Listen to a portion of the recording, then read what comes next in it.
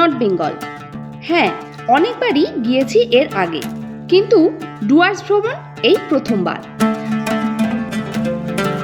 ডুয়ার্সের এই সৌন্দর্যে বাঙালি বরাবরই একটু বেশি আকৃষ্ট হয়। তাই আসুন ডুয়ার্সের এই জাদুকরি ব্যাগে থাকা বেশ কিছু আকর্ষণীয় জায়গাগুলির সৌন্দর্যে আমরা ডুব দিই। কিন্তু তার আগে আজকের জার্নি কলকাতা থেকে শিলিগুড়ি ভায়া NH12।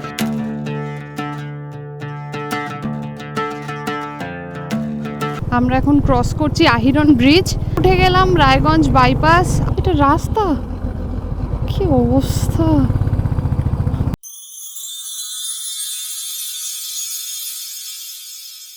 Hello guys, welcome back to our channel terrific twos. আবার একটা নতুন ব্লগ নিয়ে চলে এসেছি। টাইটেল থাম্বনেল দেখে বুঝতেই পারছো এবারে আমাদের জার্নি হতে চলেছে ডুয়ার্স।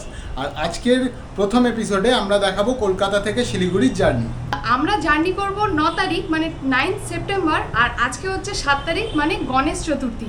তো এই দুদিন তো আমরা গণেশ চতুর্থীর জন্য গণপতি বাপ্পাকে নিয়ে একটু ব্যস্ত থাকবো। তাই ভাবলাম যে গণেশ চতুর্থীর এই শুভ দিনে আজকে এই ভিডিওটা আমরা শুরু করে নিই। আর চলো আমরা একটু গণপতি বাপ্পার মহোৎসবে সবাই মিলে খুব এনজয় করি। আর তোমরা কিন্তু এই এপিসোডটা দেখতে থাকো। কলকাতা থেকে শিলিগুড়ির সমস্ত রাস্তার ইনফরমেশন তোমরা পেয়ে যাবে এই ভিডিওতে। তাহলে চলো, Ganapati Bappa Moria.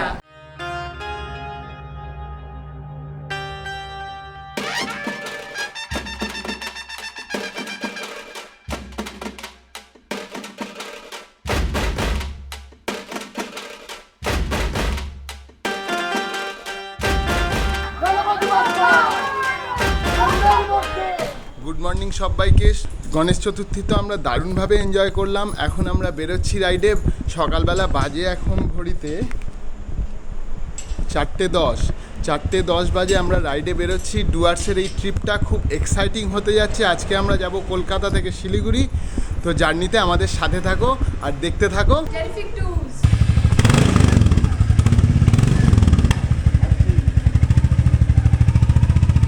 So good morning সবাইকে আরও একবার। আর তো আমাদের রাইড শুরু হয়ে গেছে। আজকের ফার্স্ট ডে আমরা রাইড করব কলকাতা থেকে শিলিগুড়ি NH12 বা NH34 যাই বলো না কেন। আমরা এখান থেকে প্রত্যেকবার ওল্ড দিল্লি রোড হয়ে আমরা NH12 ধরি। তো এবারে প্রথমবার দমদম, মধ্যমগ্রাম, বারাসাত, রানাঘাট পেরিয়ে আমরা কৃষ্ণনগর হয়ে ধরবো NH12। তো জার্নির জন্য তো বেশ এক্সাইটেড। আর প্রায় 4:30 মতো বাজে এখন। চলো, আজকে আমাদের টোটাল রাইড প্রায় 600 কিলোমিটারের মতো দেখাচ্ছে। তো কতক্ষণ কি সময় লাগে আর NH12 এর কেমন অবস্থা সব কিছু তোমাদের সাথে এই ভিডিওতে শেয়ার করব।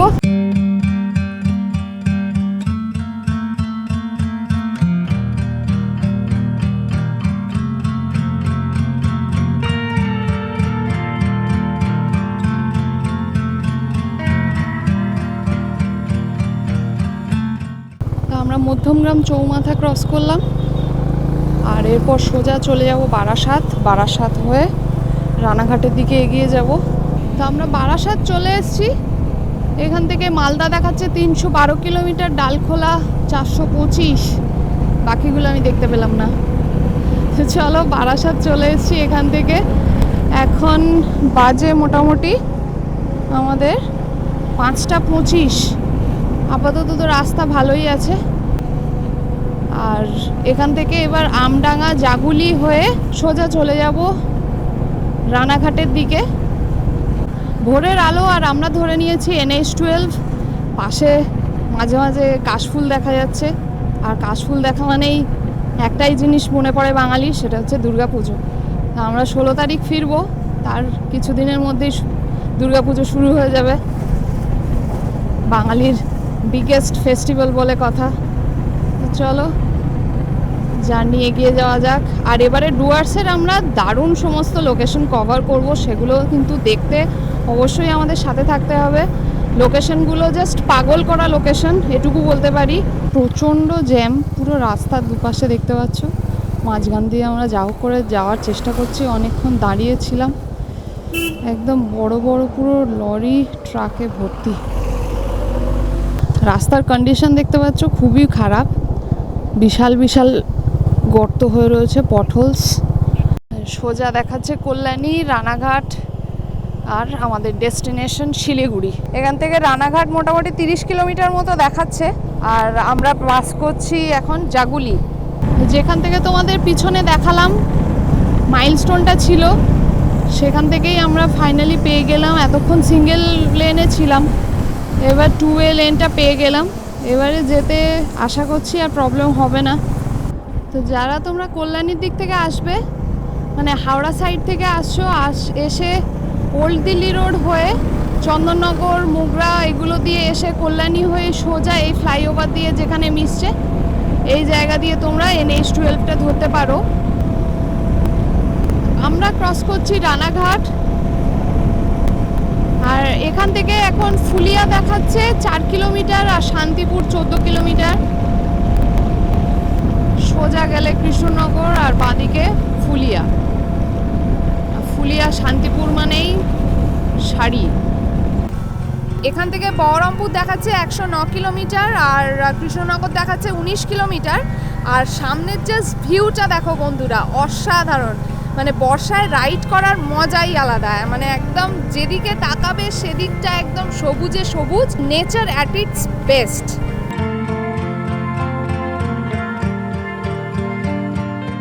সকাল থেকে 130 কিলোমিটারের বেশি রাইড করে আমরা পৌঁছে গেছি কৃষ্ণনগর। আর এই যে ফ্লাইওভারটা দেখছো, এর তলা দিয়ে ওই ডান দিকে চলে গেলে ঢুকে যাবে তোমরা কৃষ্ণনগর টাউন।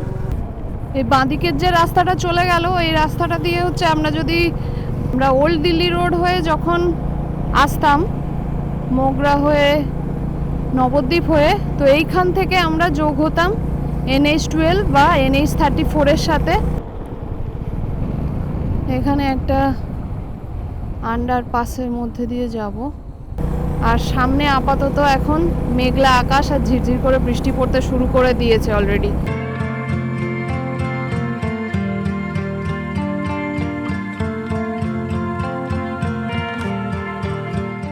আমরা ক্রস করছি বেথুয়া ডাওরি, আর সামনেই বেথুয়া ডাওরির ওয়াইল্ড লাইফ স্যাংচুয়ারির গেটটা পড়বে বাঁদিকে। আর এখন মোটামুটি বাজে 7:30। আমরা সকাল থেকে 165 কিলোমিটারের মতো রাইড করেছি। এই যে বাঁদিকে বেথুয়া ডাওরি অভয়ারণ্যর গেটটা চলে গেল। তো আজকে প্রথম টোল ক্রস করছি আমরা। আমরা এখন পার হচ্ছে আমাদের আজকের জার্নির ফার্স্ট টোল, সেটা হচ্ছে কৃষ্ণনগর বহরমপুর।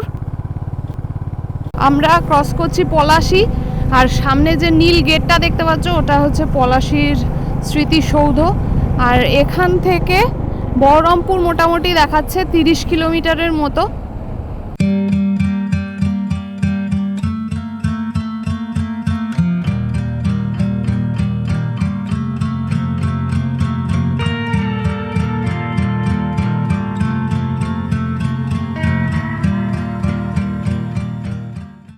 আমরা বেলডাঙ্গা ক্রস করছি, আর এই সামনেই দেখো বাড়িটার ওপরে একটা পাখি করা, আর সামনে দেখতে পাবে একটা গ্লোব।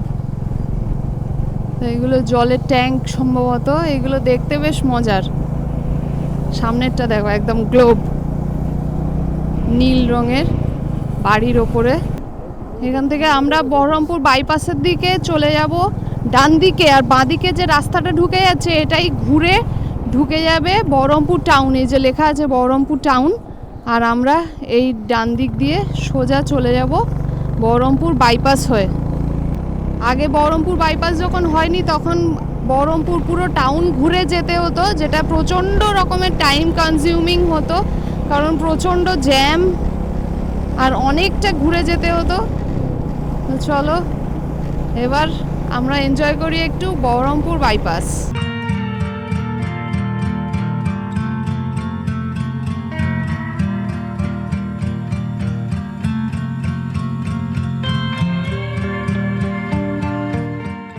বহরমপুর বাইপাস শেষ হয়ে গেল, আর এই ডান দিকের যে রাস্তাটা এসে এই হাইওয়েতে জুড়ছে সেটা হচ্ছে যেটা আমরা আগে বহরমপুর টাউন ঘুরে আসতাম, সেই রাস্তাটা এই জায়গাটায় এসে জুড়ছে হাইওয়ের ওপর।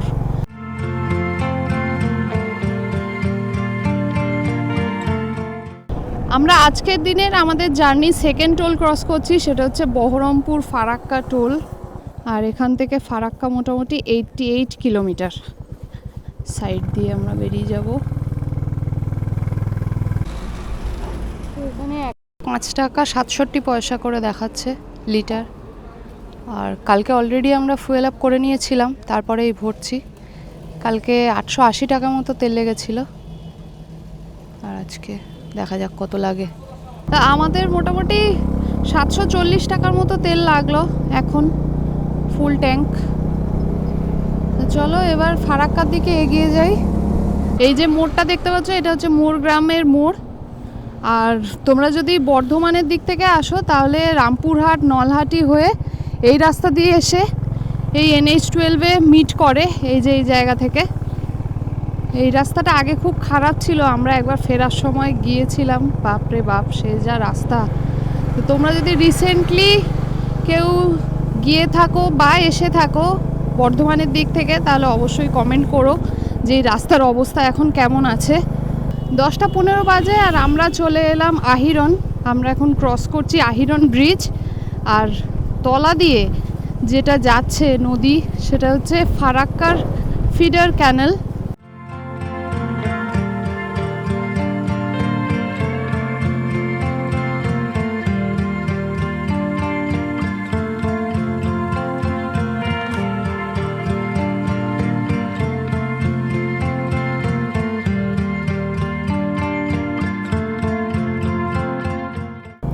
তো আহিরন ব্রিজের ভিউ কেমন লাগলো সবাই জানাবে কমেন্ট সেকশনে। আর ব্রিজের আপ লাইনটা হচ্ছে বন্ধ ছিল, ডাউন লাইন দিয়েই ডাইভারশন করছে, তো ওই জন্য একটু ট্রাফিক পেলাম। এখন বাজে হচ্ছে 10:40, আমরা ক্রস করছি বহরমপুর ফারাক্কা টোল। এখান থেকে ফারাক্কার ডিস্টেন্স দেখাচ্ছে মোটামুটি 33 কিলোমিটার মতো। ফারাক্কা থেকে জাস্ট 20 কিলোমিটার আগে আমরা দাঁড়িয়েছি। আখের রস একটা দেখতে পেয়ে, আর গাছের তলায় অসাধারণ হাওয়া দিচ্ছে, এসে গেছে একদম ঠান্ডা ঠান্ডা আখের রস।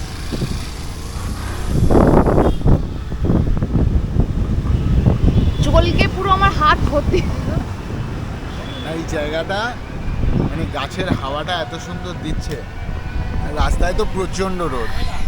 আজকে প্রচন্ড রোদ, যেমন রোদ তেমন গরম। তবে এই রোদটা আছে বলে আকাশটা এত সুন্দর লাগছে। সেটা ঠিক। প্রাণটা জুড়িয়ে গেল পুরো।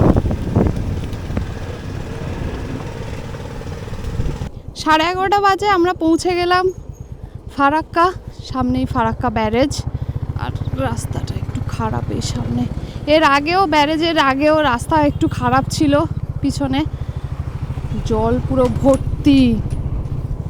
আর এই ফারাক্কা ব্যারেজ কিন্তু প্রায় 2 কিলোমিটার লম্বা।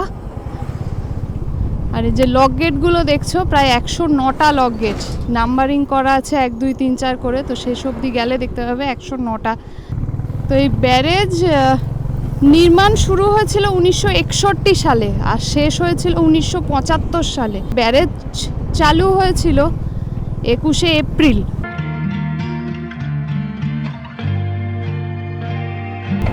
তো এখান থেকে শুরু হয়ে যাচ্ছে ফারাক্কা রায়গঞ্জ টোল।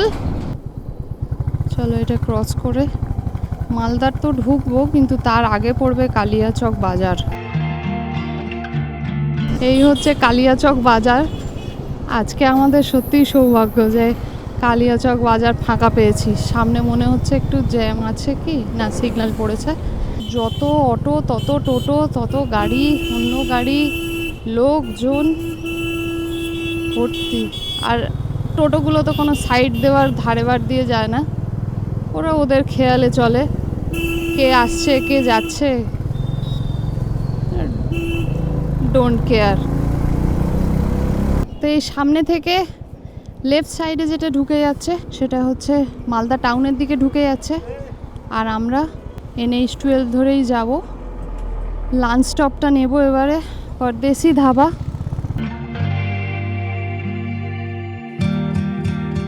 ঘড়িতে টাইম হয়েছে এখন 12:15। আমরা চলে এসেছি মালদা থেকে 40 কিলোমিটার এগিয়ে পরদেশি ধাবা।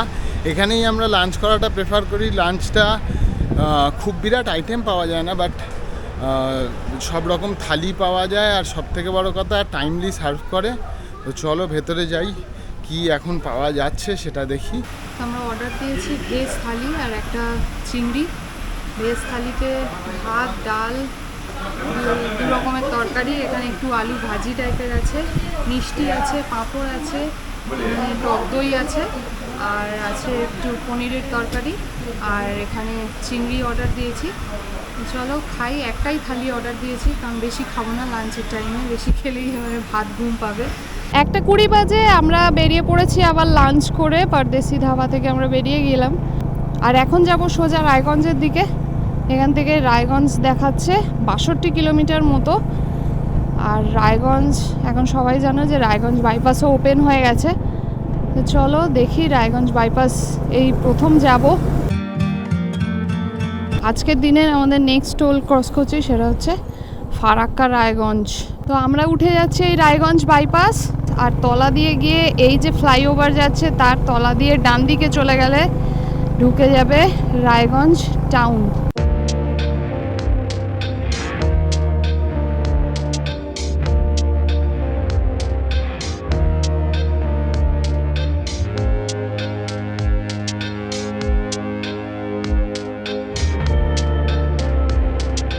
শিলিগুড়ি এখনও 180 কিলোমিটার, আর এখন টাইম হয়েছে মোটামুটি 2:30। এই যে রাইট সাইডের রাস্তাটা, এটা হচ্ছে বোতলবাড়ির রাস্তা। যারা বেঙ্গল টু বেঙ্গল রাইড করে তারা এই রাস্তা দিয়ে যায়।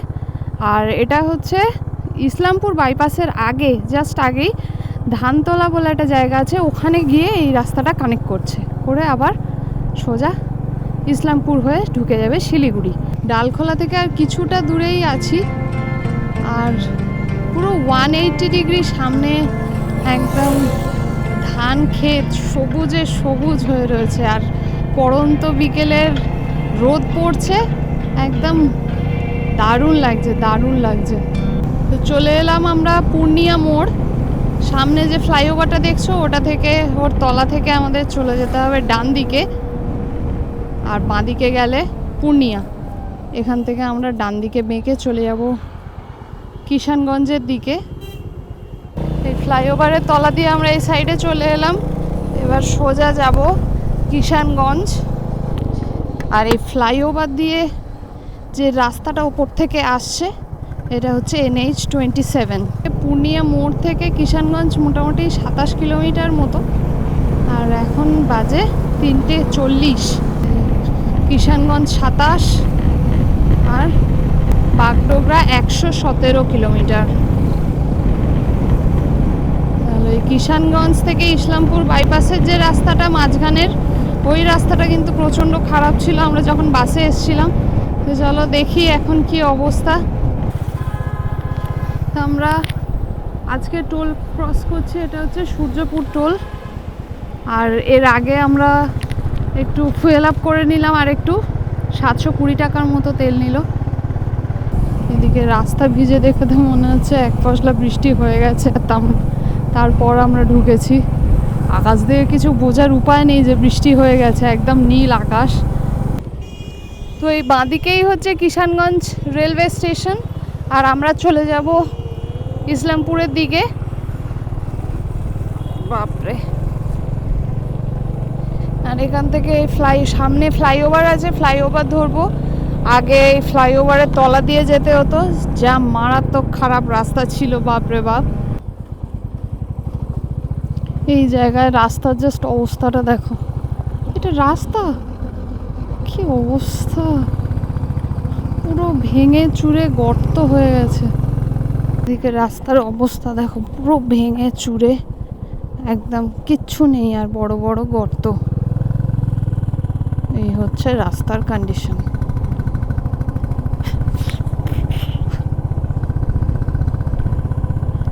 এইদিকে সারাদিন এই রাইড করার পরে সবাই আমরা ক্লান্ত থাকি।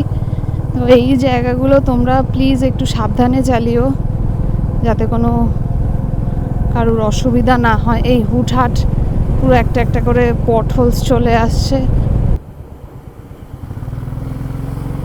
এই যে এখান থেকে ওই বাঁদিকের রাস্তাটা ঢুকে যাচ্ছে টাউনের মধ্যে, আর এই সোজা ইসলামপুর বাইপাস।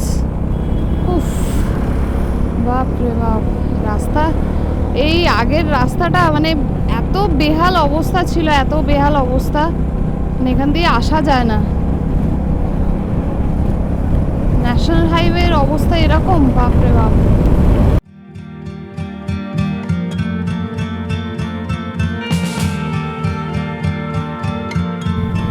তো এই শেষ হয়ে গেল ইসলামপুর বাইপাস। ওই যে পিছনের রাস্তাটা, এটাই হচ্ছে ইসলামপুর টাউন দিয়ে এসে আবার ন্যাশনাল হাইওয়েতে মিশছে। আর এরপর থেকে কিন্তু যেদিকেই দেখবে রাস্তার ডান দিক বাঁ দিক যেদিকেই তাকাবে একদম চা গাছ, চা বাগান। আর অলরেডি সুন্দর একটা হালকা চায় পাতা তোলার একটা হালকা গন্ধ আসছে নাকে।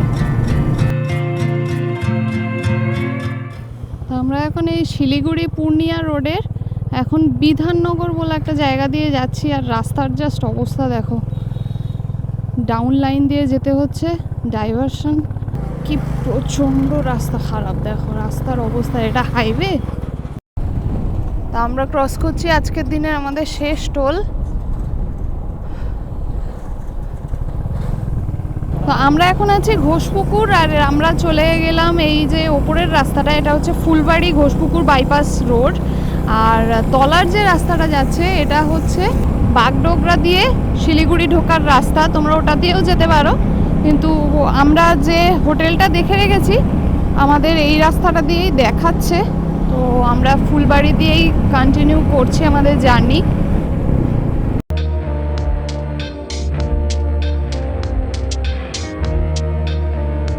তো ফাইনালি আমরা এসে পৌঁছেছি শিলিগুড়ি, আর এখন ঢুকছি হোটেলে। আর হোটেলের নাম হচ্ছে বিধান ভ্যালি। এটা বিধান যে মার্কেট আছে তার একদম উল্টো দিকের গলিতেই আছে। তো এখানে পার্কিংও পেয়ে যাবে, আর এসি নন এসি রুম দু রকমই আছে। আর চলো আগে বাইরে থেকে দেখিয়ে দিই, তারপরে গিয়ে তোমাদের রুমটা দেখাচ্ছি। আর শিলিগুড়ি ঢোকার মুখে যা ঝামেলা পোহাতে হলো, মানে মুষলধারে বৃষ্টি। এই হচ্ছে পুরো মেন রোড। উল্টো দিকে ভূতের রাজা দিল বর আছে, আছে বাওয়ার্চি, আর উল্টো দিকে স্ট্রিট ফুডও পেয়ে যাবে তোমরা। এই হচ্ছে হোটেল বিধান ভ্যালি। এখানেই আজকে আমরা থাকবো। আপাতত আমাদের বাইক বাইরে রাখা আছে, রাত্রিবেলা ওনারা ওই যে রাস্তাটা আছে ওখানটায় ঢুকিয়ে দেবে পার্কিংয়ে। তো চলো গিয়ে রুমটা দেখি আগে। তো সেকেন্ড ফ্লোরের রুমটা ছোট রুম, বেসিক রুম একদম, যেহেতু একটা রাতেরই ব্যাপার। সব একদম ভিজে, একদম সব করছে সমস্ত কিছু। সারা রাস্তায় বৃষ্টি হলো না, জুতো ভিজে, জ্যাকেট ভিজে, সব ভিজে। সারা রাস্তায় বৃষ্টি হলো না, শেষ পর্যন্ত ফুলবাড়িতে এসে একদম সব ভিজে গেল। তো জ্যাকেট ফ্যাকেট সব ভিজে গেছে, রেনকোট পুরো তাও পরতে পারিনি, যা হোক করে। তো রুমটা তোমাদের দেখিয়ে দিই। এই হচ্ছে বেসিক রুম। বেড রয়েছে, এখানে একটা টিভি আছে, এসি আছে, একটা বসার জায়গা আছে, চেয়ার, আর এখানে একটা টেবিল মতো রয়েছে এখানে একটা আয়না। হ্যালো। আর বাথরুমটা দেখিয়ে দিই, এমনি পরিষ্কার। এখানে এই যে উল্টো দিকে গিজার আছে, এখানে রয়েছে আয়না, বেসিন আর ওয়েস্টার্ন টয়লেট, সব কিছুই মোটামুটি রয়েছে। আর এদের রেটটা কত এসি রুমের? এদের দুটো রকমের ক্যাটাগরির রুম আছে, একটা 1495 উইথ জিএসটি, আর আমাদের রুমটা 1232 উইথ জিএসটি। কলকাতা থেকে শিলিগুড়ি ভায়া NH12 বা ভায়া NH34 যেটাই বলো না কেন, পুরোপুরি তোমাদের যা কিছু ইনফরমেশন দেওয়ার চেষ্টা করলাম। আমরা জার্নি করেছি আজকে 9 সেপ্টেম্বর অবধি। রাস্তা কেমন আছে সমস্ত কিছু তোমাদের দেখালাম। তোমাদের কেমন লাগলো অবশ্যই জানাবে। আর ভিডিওটা ভালো লেগে থাকলে অবশ্যই লাইক, কমেন্ট, শেয়ার আর সাবস্ক্রাইব কিন্তু মাস্ট। দেখা হচ্ছে এর পরের ব্লগে আরও কিছু এক্সাইটমেন্টের সাথে। তাহলে চলো আজকের ব্লগটা এখানেই শেষ করছি। টাটা।